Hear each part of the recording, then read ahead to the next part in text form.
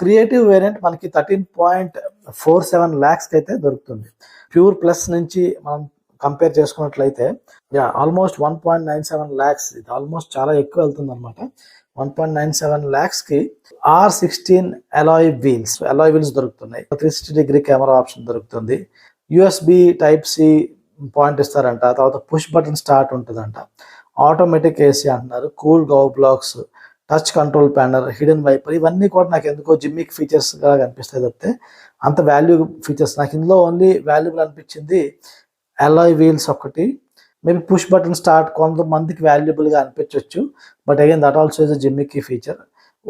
1,97,000 రూపీస్కి alloy wheels మీకు కావాలంటే బయట వేయించుకుంటే 50,000లో అయిపోతుంది.